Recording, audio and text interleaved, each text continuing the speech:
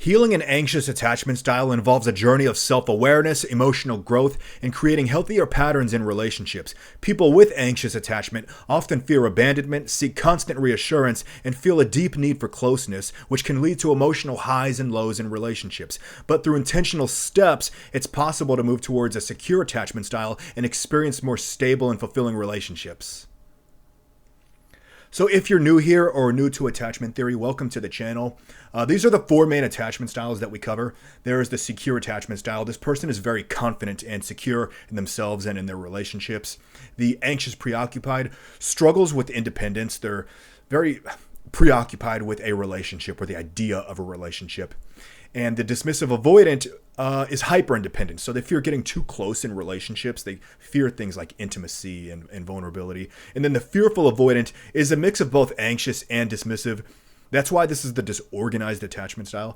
So today we're talking about the anxious preoccupied attachment style. And we're going to go over 5 steps on how you can help to heal this attachment style.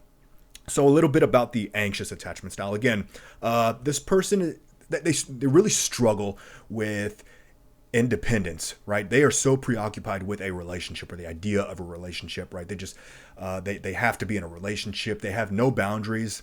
They really lack boundaries with their emotions. So they're very expressive. They're very vulnerable.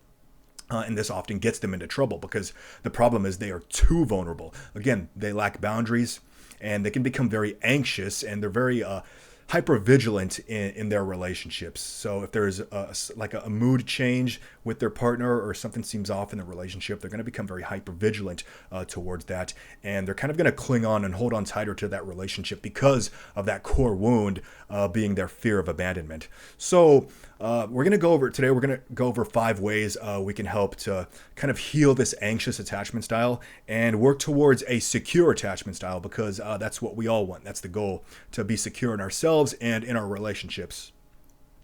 So the first tip that we're going to cover in this video is, so we really want to cultivate self-awareness, right? That's really the first step is self-awareness. So many people have an anxious attachment style or any insecure attachment style, and they're not even aware of it. They don't have awareness of their attachment style, of the tendencies and the insecurities that come with that attachment style. So that first step is always going to be self-awareness. Cultivate that self-awareness, right, in recognizing your patterns that come with this attachment style. So pay attention to how you respond to closeness, to conflict, to separation in your relationship, right? So practice journaling or just reflecting on emotional triggers within your relationships, right? What triggers you? Maybe your partner doesn't reply right away, or maybe their mood changes and you think it's about you. You think something is off in the relationship, but it could be anything. Maybe they just had a bad day at work. Maybe something happened in their family, right? So try to pinpoint those triggers. Those emotional triggers that you experience in your relationships that give you these anxious tendencies that make you feel anxious, right? So reflect on them, write them out so that you can identify them, because then you can start to work on them, right? You can kind of catch yourself. And then when you have moments like this, you'll be more aware. And so try to understand these patterns. Some of the patterns for the anxious preoccupied is, again, seeking constant validation or reassurance in their relationship because of their insecurities, really fearing rejection and abandonment at the slightest change in their partner's mood or in their relationship. So really be aware of your attachment style, of these tendencies, and identify your emotional triggers so that you can begin to work on them and catch yourself during those moments, right? So you don't let your anxiety get the best of you. The next thing we're going to go into is challenge your negative thoughts. Okay, so people with anxious attachment style, they kind of have this inner dialogue, right? And it's very negative. It's a negative inner dialogue.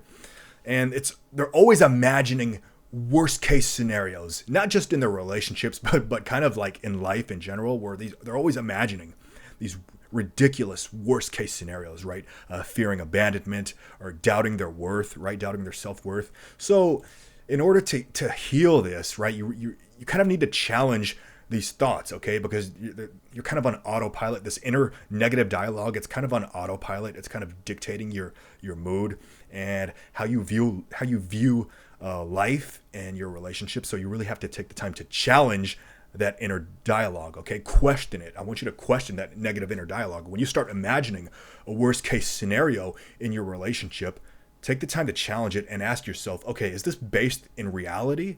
Is this based in objective reality? Or is this just my anxiety speaking? Is this just my anxiety getting the best of me, right? So I want you to really challenge that negative inner dialogue. It's so important because it can get the best of you, right? Like even the littlest things, like maybe your partner text messages you and they only send you one smiley emoji, right? But you were expecting 3 smiley emojis, but you only got one. So suddenly you feel like something is off. Your anxiety starts taking over. You're fearing that you're going to be abandoned. Now, I know that sounds kind of silly on the outside, but no, people with anxious attachment style really experience these kinds of things, these small details, right? So really put yourself in check, challenge those negative thoughts, okay? Challenge that negative inner dialogue that you're always telling yourself, right? Take the time to challenge it and check yourself, okay? Is it your anxiety or is it reality? All right. So be careful with that. The next point I want to get into is, okay, one card at a time. Please, please, please, please. Look, so people with an anxious attachment style, they have this tendency, again, like I said in the beginning, they're often too vulnerable, okay? They are too vulnerable. They have this tendency to show all of their cards at once, okay? And you know what? I get it, okay? I've been there. I kind of used to be that way. You have such an abundance of emotional availability that you just want to share it with your partner all at once. You just want to open your heart and show all your cards all at once, right? But let's not do that, okay? Let's not do that. Let's be really careful with that. Let's put some boundaries on that, okay? And let's just show one card at a time. Please, one card at a time. So again, I admire vulnerability, okay? Some people think it's a weakness, particularly avoidance feel like it's a weakness. No, I very much admire vulnerability. It is a strength, right? We are put here in this life to be vulnerable, but do so by showing one card at a time, okay? Don't show all your cards at once. You don't want to overwhelm someone who might not be ready to receive all of your cards at once, right? And also, you want to be careful with someone who might be a narcissist, right? You show all your cards at once. Okay, they're going to use that against you. So this has helped to showing one card at a time, okay? It helps not to overwhelm your partner. It helps to protect you in case your partner might be a narcissist or have narcissistic tendencies, right? So next point I want to get into is set boundaries, okay? Again, people with an anxious attachment style really don't have boundaries, like if they even know what boundaries are. So this is the attachment style with the least boundaries, like if any. Now, this word boundaries, it's thrown around a lot in psychology and in relationships. Now, you think of a boundary as a wall of separation, but no, don't think of it that way, okay? I want you to think of it differently, right? So here's what it really is, okay? It's a tie. Right? It's a tie, it's a connection, and it's kind of a meeting point, right? For your emotional health, for your partner's emotional health. It's like telling someone, hey, this is where I can meet you. I'd love to meet you here as far as emotional health, right? And as far as respecting each other's boundaries and having empathy, having consideration for each other. That's what a boundary is. It's a connection. It's a meeting point. It's telling your partner, hey, I would really love to meet you here. This is where I can meet you. Right? So I want you to think of it that way and, develop boundaries for yourself and understand others' boundaries, right? So this is where you and your partner can meet. Again, it's that meeting point. It's a meeting spot. It's an invite, okay? It's a connection. It's an invite to your partner. This is where I'd love to meet you in this relationship. Think of it that way. This is going to help to protect you and have consideration and empathy for your partner. And the last point I want to get into for this video is emotional regulation. Okay, so this is a hard one. This is a hard one if you have an anxious attachment style because this is where you regulate your own anxiety, right? So really learn to regulate your emotions on your own. The thing with an anxious preoccupied is they rely on others to regulate their emotions. They need this constant reassurance and this constant external validation, and that's how they regulate their emotions. But the way to heal it, because that's not healthy. So you got to heal this. So instead of needing constant reassurance, all of this external validation to regulate your emotions, no, I'm telling you, learn to regulate them on your own, right? Practice self-soothing, okay? Now I want you to be careful. I want you to be careful with this constant reassurance needing all this external validation. I want you to be careful with that because you can actually lose your sense of empathy if you go too far down that road, okay? Because now you want all this external validation from your partner, right? Now you're no longer, if you go too far down that road, now you're no longer thinking about your partner's needs. You're not thinking about their emotions. You're only thinking about your own need, your need for reassurance, your need for external validation, your need for your own emotional regulation at the expense of your partner. So that's why I say be careful, because going too far down this road, it can really strip you of your empathy.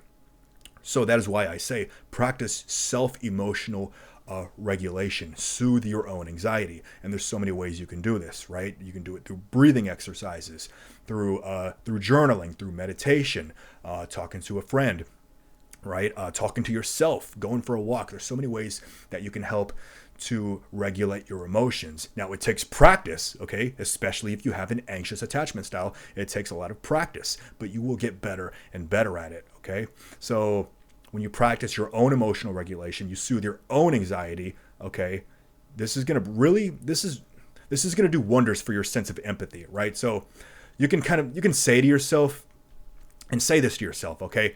Hey, I don't want to overwhelm my partner, okay? So I'm going to take that half step back and I'm going to regulate my own emotions, right? So I'll take my time until I'm in a better place, a place that's more secure, it's more healthy, and then I'll reach out to my partner, right? See, now with that statement, you're considering your own emotional independence, which is very healthy, your own well-being, and you're demonstrating empathy for your partner, right?